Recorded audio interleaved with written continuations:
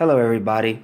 My name is Richard Conde, but I go by the artist name of Spnix. That's Spnix. So let's get to it.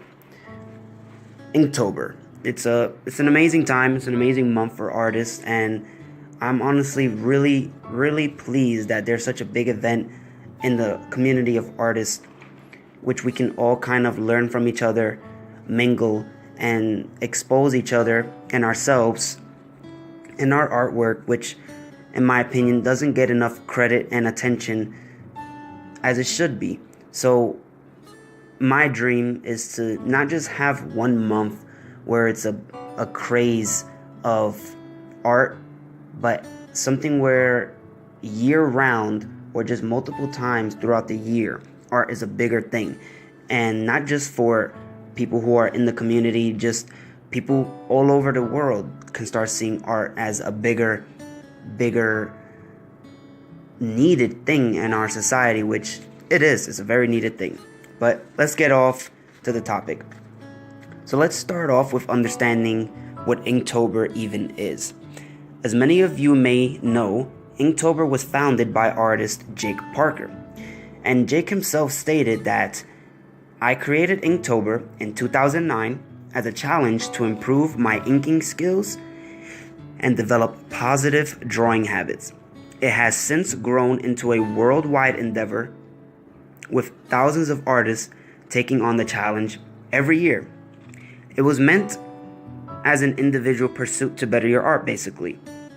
And personally, I believe that building up positive drawing habits is something we should all strive to do. For me, I struggle with drawing every day, or at the minimum, working on a project I'd like to finish. Inktober gives me the incentive to get more diligent and organized. I don't plan on doing everything right now with my pieces, and by everything I mean I don't plan on uploading them, or I don't plan on marketing them, or I don't plan on selling them, simply because this is more for me right now, a time where I can self-reflect and just work on things, and I'm just getting a feel for what I'm trying to develop in my own style. So there's no real need for me to market it, but after it's all done and after I get all my prompts, then I may want to upload them, and I might not really advertise it as contributing to Inktober very much, but even though that is the inspiration behind the drawings. So and at the same time, I'm not terribly worried about being behind on the prompts. And like I said, it's my growth and challenge after all. And I have side projects that I work on, so I do this in between, and it helps me and my creativity to be engaged. Another big point that I'd like to mention is the fact that I had no idea who Jake Parker even was. When I did Inktober last year, it never intrigued me to even look up who he was or who the creator of Inktober was. I just got caught up in the whole event, trying to get likes on Instagram and finish my prompts and build up a nice piece of work, right? Understandable and relatable. And it surprised me to find out that Jake Parker's work is actually really impressive, and he does quite a lot of illustrations, comics, and a lot more. And I wouldn't be surprised if many artists don't even know who he is outside of being the person who made Inktober. And it's kind of disheartening, but in a way also very aspiring. And I'd say aspiring because I love this guy, and not because of his artwork, but because he's made a name for himself and has built a business over such a simple idea. He has brand deals with art suppliers who sell specific Inktober materials. Yeah, and I'm pretty sure you've seen them on his website or Inktober's website, where you can get a package of art materials that's designed and tailored to just Inktober, which is amazingly outstanding as a business idea goes. And he has worldwide recognition. And people sell so much artwork during this time period, and I'm sure you've seen it. So people who aren't even Jake Parker and they're just going along with the whole Inktober, they do the prompts and they sell the work.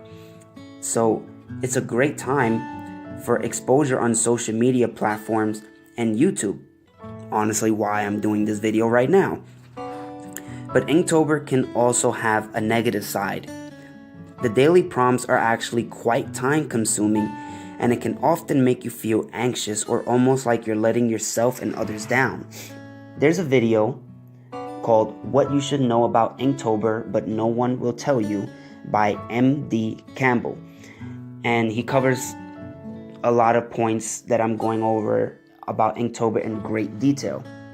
And I believe you should check him out, not just because of his personal opinion, but as a YouTube channel. He goes into different topics on artists, not just on the mechanics and drawings, but the lifestyle, and it's just a good channel you should check out.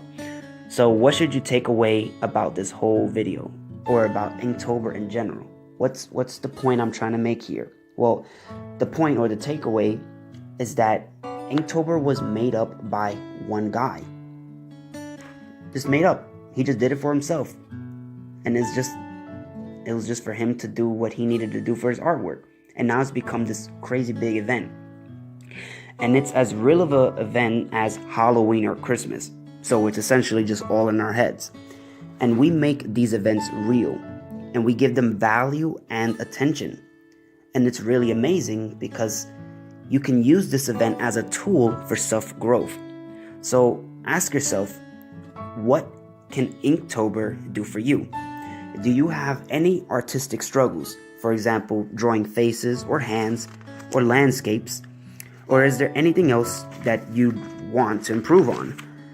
In general, maybe you have a difficult time with marketing your work on platforms like Instagram, which is a perfect opportunity because Inktober is a great way to get some traffic. But you shouldn't stop at Inktober. Don't just be an Inktober artist for 1 month, get all this attention, and then your wave just kind of crashes down. Don't just rely on Inktober to promote yourself. You shouldn't stop at Inktober.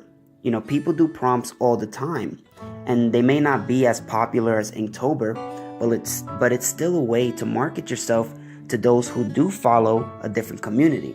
So why not use prompts just for yourself any month? Don't get stuck into a mass media event and not realize that you can do something similar, if not better, for yourself. And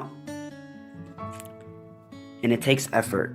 It takes a lot of effort to do these things and promote yourself as an artist. And I myself am not very exposed as an artist, and I understand the struggle. But if we just ride off of something that's really, really short time, which is just 1 month, then our attention isn't going to seek more expansive audiences. It's going to be very limited to the people who just like Inktober. And it's bittersweet because at one end you get a lot of attention at this time if you're doing Inktober and you're making your artwork look really nice. But once that stops and people who aren't interested in Inktober, if they really loved your work, then yes, they'll keep watching you or looking at your videos or watching your posts and etc.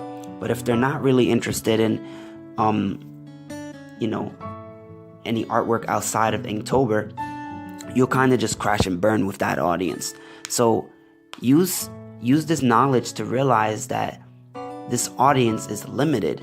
But like I said, if you enjoy this kind of work, if you enjoy making something every day, building up audience, getting them excited for this event, and maybe doing promotions or eventually selling the work as a sketchbook or as multiple prints, then you can just do it again for yourself. You can do it again with a different community and just keep going with that kind of audience if that's the kind of stuff that engages you and your people. It's all about how you engage with your audience. If you don't get their attention, you get nothing from them. You don't get money. You don't get, attention as in you don't get notoriety. No one knows who you are. So you can't just stop at Inktober is my point.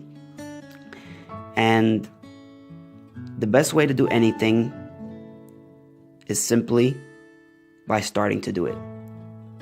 And that's all I have. Thank you, and I hope that you learned something. Okay, my name is Spinix, and be on the lookout because I'll be posting different videos. I'm gonna be posting, this is kind of a segue, kind of an end card, but I'm gonna be posting more videos, hopefully talking more about topics on art and artists and art endeavors and how to be a successful artist and just so many different things that I really want to engage with you guys. And I'll also be posting videos of maybe myself doing art and just creating in itself. So if you like what you see, please subscribe, do whatever you please.